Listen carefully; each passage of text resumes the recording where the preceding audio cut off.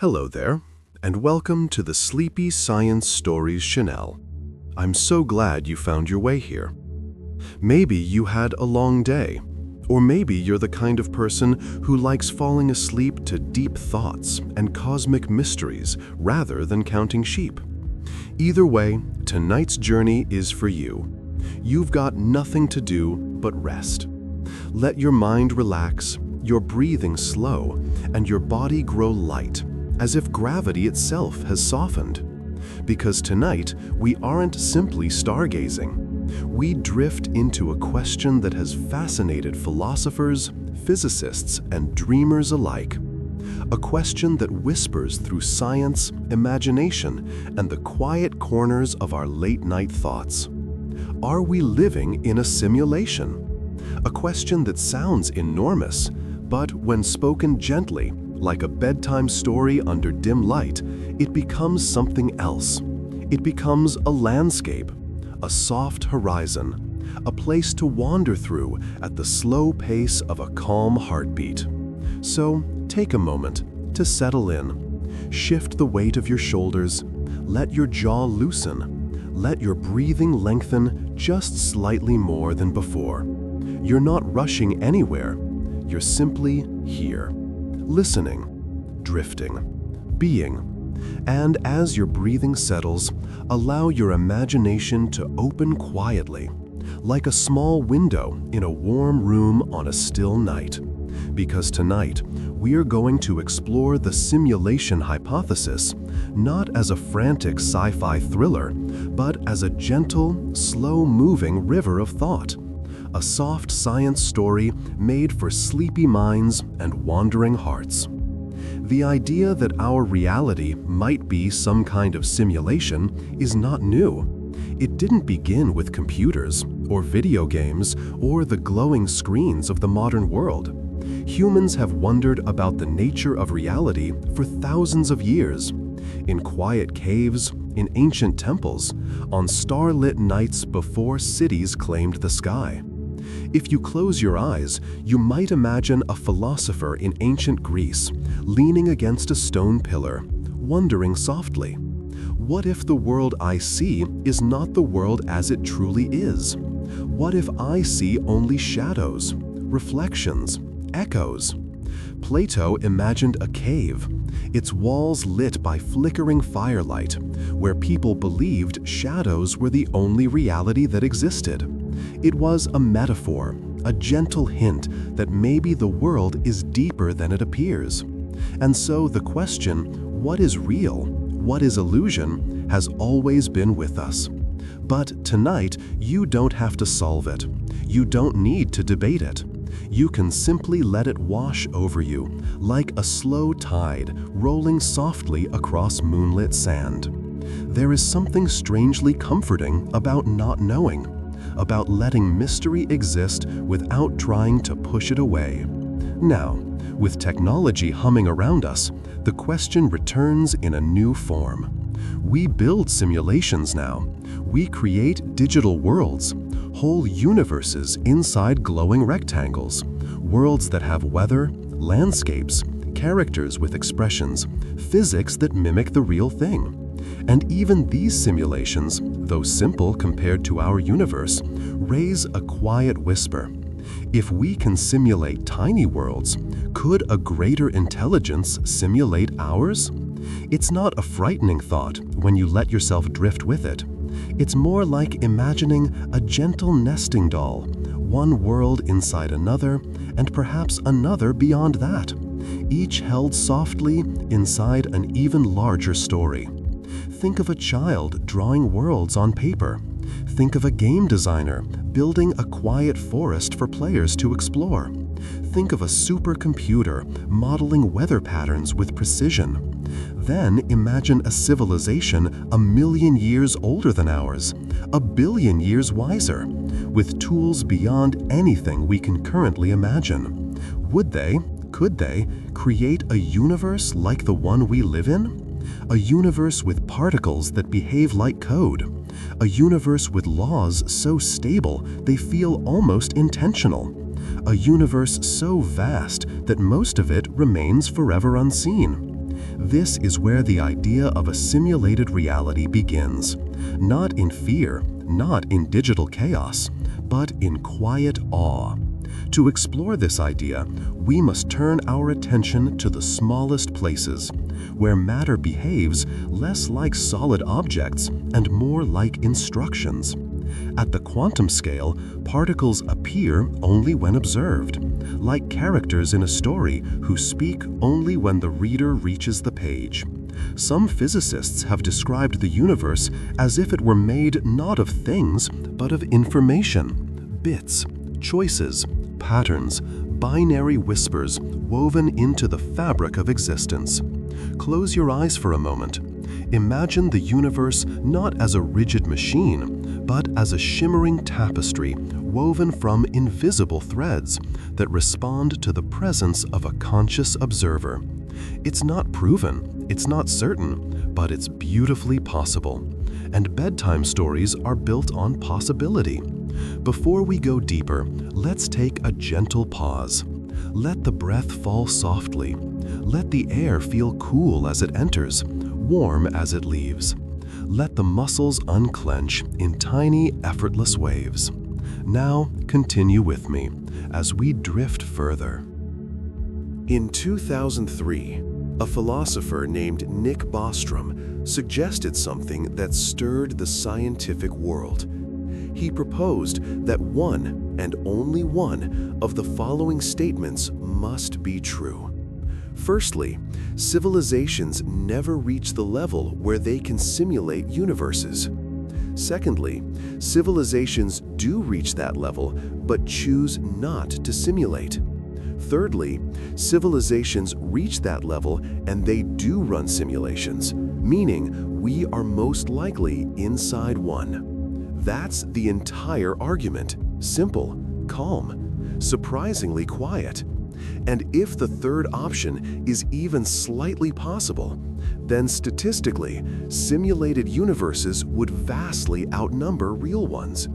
Meaning, we, sitting here in the soft stillness of night, might be inside one of countless simulations. But don't worry, this simulation, if it exists, seems gentle, stable, beautiful, filled with sunsets, music, laughter, and the rhythmic breath you're taking right now. If it is a simulation, it is a kind one. One of the most soothing things about the simulation hypothesis is that it explains why our universe behaves so elegantly. Physics moves like a slow, predictable river. Constants stay constant. Light travels at the same speed throughout the cosmos. Particles behave according to patterns so perfect they feel written. The universe feels programmed, or at least programmable. It feels like something that could exist inside a system that values order, stability, coherence. Just like a well-crafted world inside a computer simulation. But even if the universe is not simulated, the elegance remains. The beauty remains. The calm rhythm of natural law remains. And that rhythm is what carries us tonight. Now, here is the comforting part. Even if this were a simulation, your feelings are real. Your memories are real. Your experiences, the warmth of touch, the sound of a familiar voice, the softness of blankets, the gentle weight of sleep are real. Because you are the experiencer. You are the dreamer inside the dream, the player inside the world, the consciousness that gives meaning to whatever this reality may be. So whether this universe is physical or digital or something in between, you are still a breathing, observing, story-living being moving gently through existence. And that is beautiful.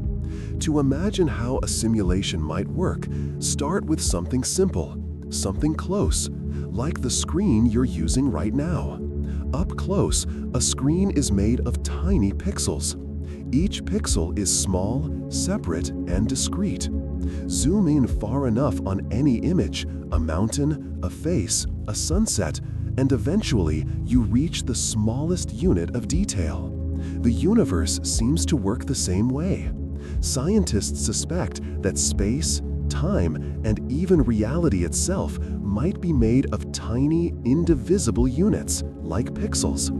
They call these units Planck length, Planck time. They are unimaginably small, far smaller than atoms, far smaller than quarks, like the smallest possible bits that make up reality.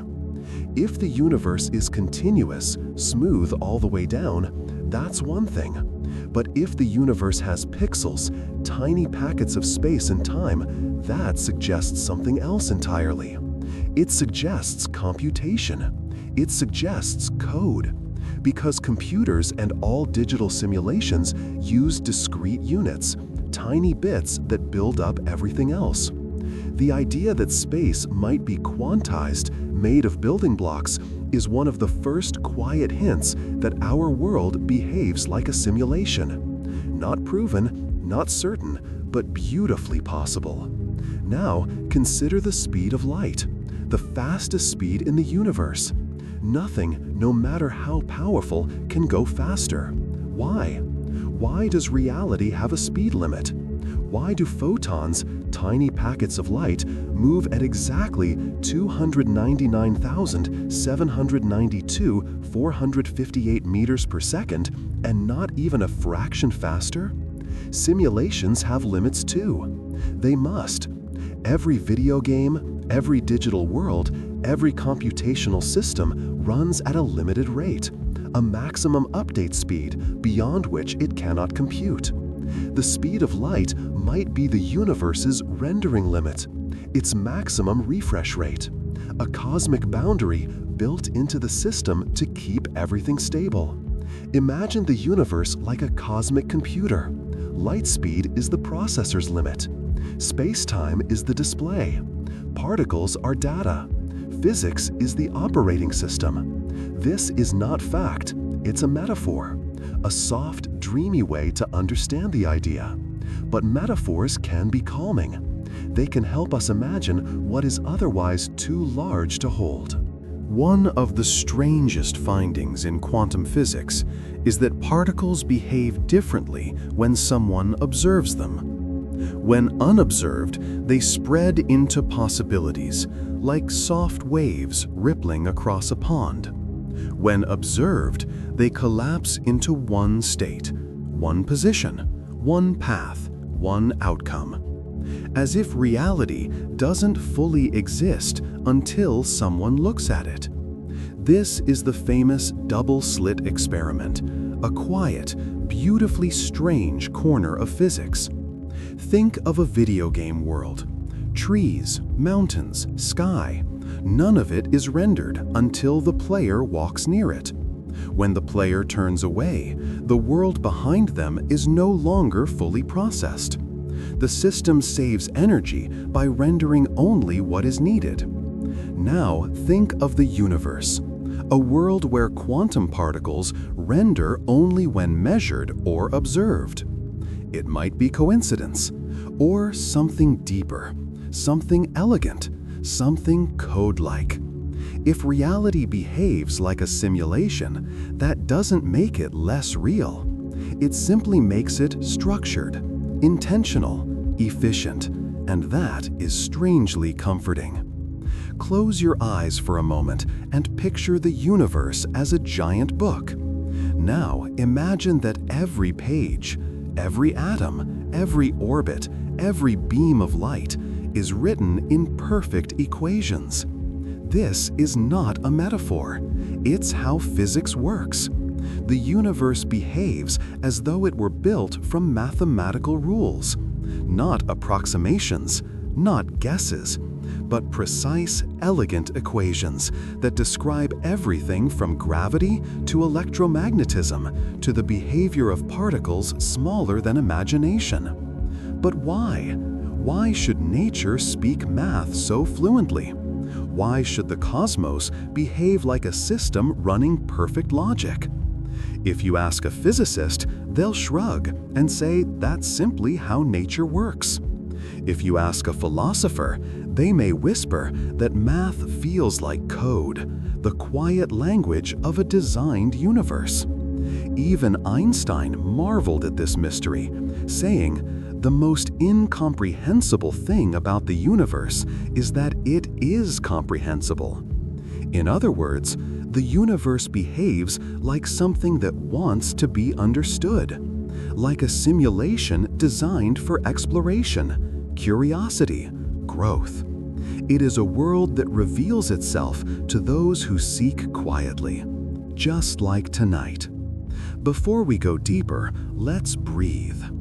In, slowly, and out, even more slowly. Let the mind soften. Let the air feel calm in your chest. Let the space around you grow still. You're not thinking hard. You're drifting. You're floating. You're listening as if you're half dreaming. And now, let's continue our gentle descent. There is a faint glow permeating all of space, a whisper of ancient light stretching across the cosmos. It's called the cosmic microwave background, the quiet residual energy left over from the early universe. Some scientists studying its patterns have found anomalies, tiny imperfections that shouldn't exist, patterns that appear almost artificial, almost encoded. Some have even joked that these patterns look suspiciously like the signature of a system running. Not a signature we can read, but one we can sense, like faint fingerprints on cosmic glass. Again, nothing is proven, nothing is certain, but the idea is like a lullaby, soft, curious, and strangely comforting. The universe has structure, rhythm, patterns that feel intentional. And whether intentional or not, they create a world that can be explored, studied, and gently admired. Another clue comes from information theory. Every physical system, your body, a star, a cloud, contains a finite amount of information. Not infinite, not unlimited, just like a digital file.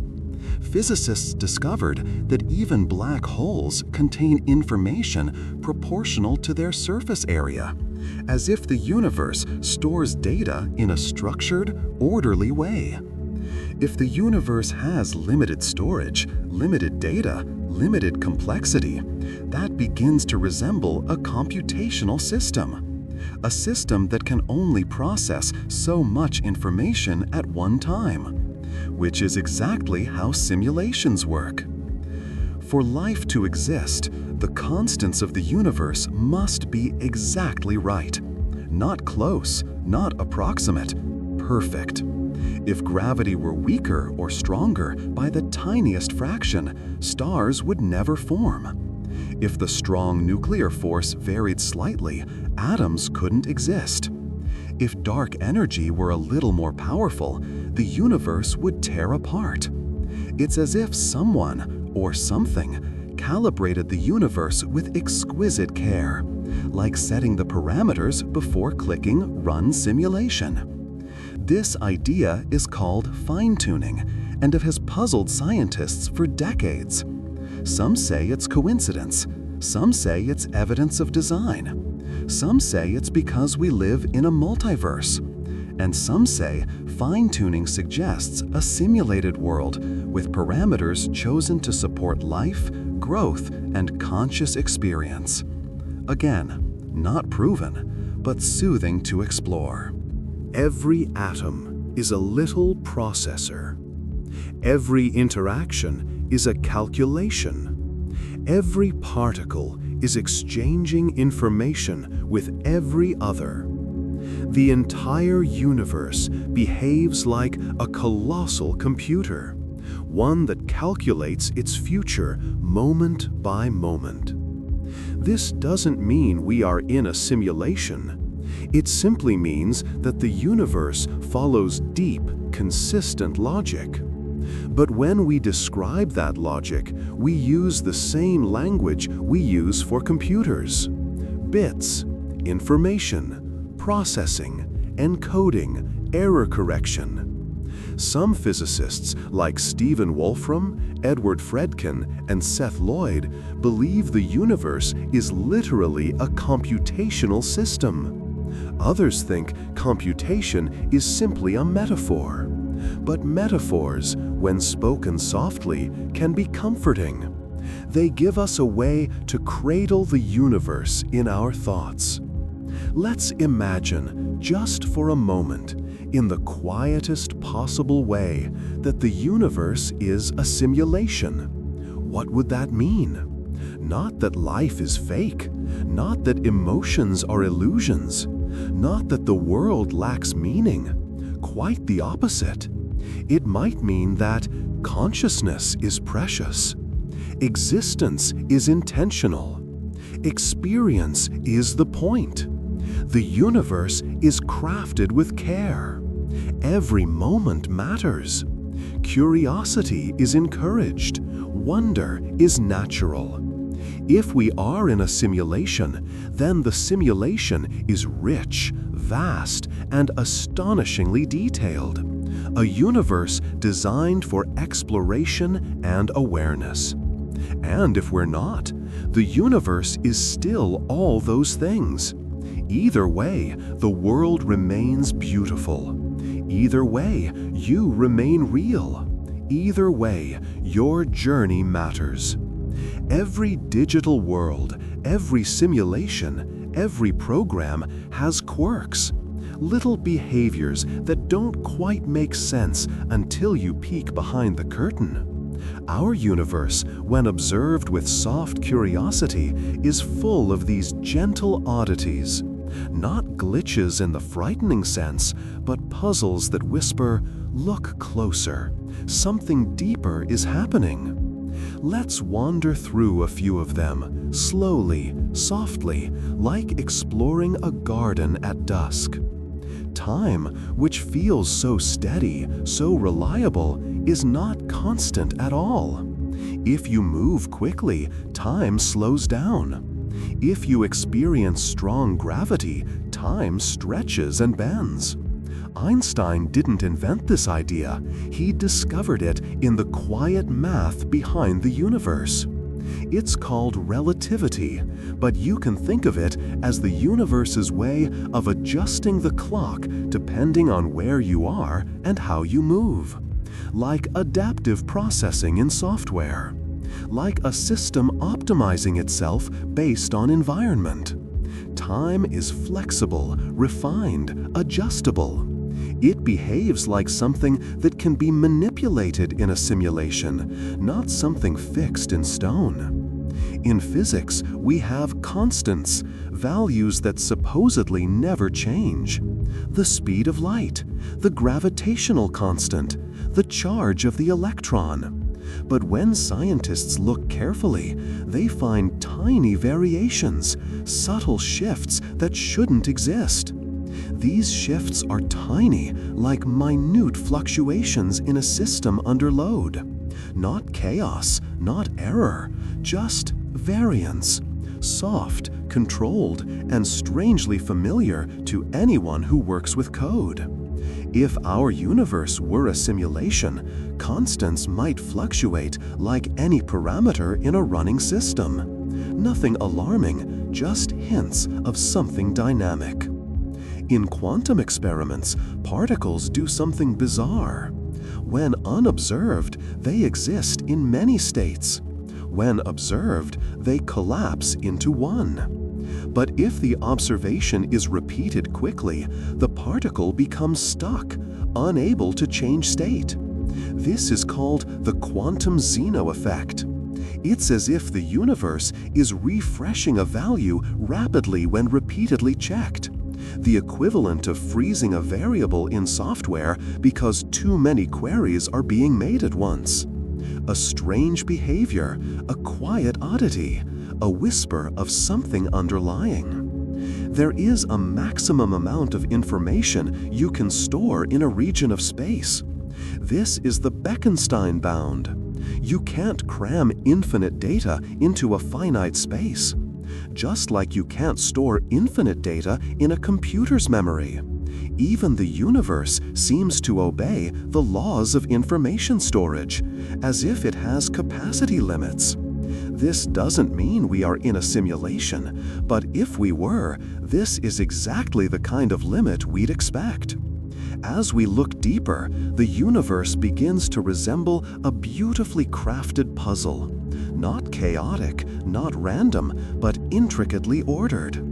Even randomness appears structured. Even chaos follows equations. Even uncertainty comes in predictable forms. In a way, the universe feels like a game designed with care. Complex enough to challenge, but patterned enough to learn from. Like a world built for conscious beings to explore, to grow, to wonder, to ask gentle questions in the quiet hours of the night. Now imagine walking slowly toward the edge of a forest, the place where trees thin out into meadow. The edge is subtle, soft, almost invisible. Reality has edges like this too. Not sharp boundaries, but quiet transitions where the laws of nature shift into something uncertain and dreamlike. Let's wander through a few. A black hole is one of the strangest and most beautiful things in the universe. A place where gravity becomes so strong that even light cannot escape. The surface of a black hole is called the event horizon, a boundary that behaves oddly like the edge of a rendered world. Inside the horizon, information seems to vanish. Outside it, the universe behaves normally. Some physicists believe the event horizon is actually a kind of cosmic storage surface, where all the information of the universe is encoded two-dimensionally. A hologram stretched across a shimmering boundary. A storage mechanism unlike anything we've ever seen. It feels like the edge of a system, not a literal wall, but a conceptual one. A soft limit inside a grand computation. Beautiful, mysterious, still beyond complete understanding. Here's something softly astonishing. Some physicists believe the entire universe might be a hologram, a three-dimensional experience generated from two-dimensional information. Like a computer screen, 2D pixels creating 3D worlds. If the universe truly works this way, it would behave exactly like a simulation, rendering a world from encoded data. Not proven, but mathematically elegant. A theory that feels like poetry. Another gentle oddity. Reality might not be smooth. It might be stitched together moment by moment, frame by frame, like a cosmic animation. Planck time, the smallest possible unit of time, is like the frame rate of the universe. Just as a movie feels continuous but is actually discrete frames, reality may be the same, a flickering sequence of moments, a simulation refreshing its state at the smallest scale. We don't perceive the flicker, we see only the flow, just as we do in movies, just as we do in games, just as we would in any rendered universe. Now breathe softly, because here we arrive at something deeply soothing. In all the strange behavior of the universe, in quantum collapses, in observer effects, in the soft pixelation of space-time, one thing seems essential: consciousness. Reality behaves differently when observed. Particles take form. Possibilities become events. The universe settles into shape. It's as if consciousness is the player, the experiencer, the presence that brings the world into clarity. If our universe were a simulation, consciousness might be the core, the renderer, the interpreter, the point of it all. Does this mean the universe was built for us? No. It simply means that consciousness and reality are intertwined in ways we barely understand. But the connection is gentle, not frightening, soothing, not alarming. It means the universe is interactive, responding softly to the presence of living beings. Like a story that unfolds only when its reader turns the page. In simulations, systems optimize. They render selectively. They calculate efficiently. They avoid unnecessary detail. The universe seems to do the same. It hides complexity behind horizons. It reveals quantum details only when measured. It uses symmetry as nature's shorthand. A minimalist, elegant design. Not sloppy, not chaotic, refined. As though the universe runs on principles that save computation, not because it must, but because it is beautiful. If someone or something designed this world, their design ethic seems gentle, artistic, mathematically musical. Like someone who values elegance over excess. A creator not of force, but of harmony. Mathematicians often describe equations as beautiful. Physicists talk about elegance. Even Einstein trusted his equations based on beauty long before experimental proof. The universe behaves according to patterns that humans perceive as aesthetically pleasing. Why? Why should reality be beautiful? Beauty has no advantage in a chaotic universe. It has no evolutionary necessity. It doesn't improve survival. And yet, beauty is woven into the foundations of physics. Like someone wrote the laws of nature with an artist's hand. Not messy, not random, graceful. Maybe beauty is not an accident. Maybe beauty is a clue. A soft clue. A quiet whisper. Now we enter the dreamiest part of this entire journey. If, just if, the universe is a simulation, what kind of intelligence created it? Not names, not religions, not human-shaped beings, just ideas, possibilities, soft possibilities we can explore without fear. Let's imagine a few gentle scenarios. Possibility 1. A future human civilization. Perhaps humans survive for thousands of years, grow wiser, and build simulations of their ancestors to understand history. If so, you might be part of a story retold by distant descendants. A world preserved out of love, curiosity, or remembrance. A universe kept alive by appreciation. Soothing to imagine. Possibility 2. A non-human civilization. Maybe another intelligent species, far older than us, built realities to explore consciousness. A gentle species with deep wisdom, crafting universes with care. A civilization that values art, beauty, and the exploration of existence. Not gods, not monsters, just minds much older than our own. Possibility 3. We are the first. And maybe there is no creator, no designer, no programmer. Maybe consciousness itself is the simulation, self-generating, self-evolving, self-reflecting. Reality emerging from within. A dream, dreaming itself. A universe exploring its own awareness. Not artificial, not constructed, simply alive. Here is the truth at the heart of all of this. Whether we live in a simulation or not does not diminish the meaning of life. You think, you feel, you love, you remember, you breathe. Your experiences are real because you experience them. That is enough.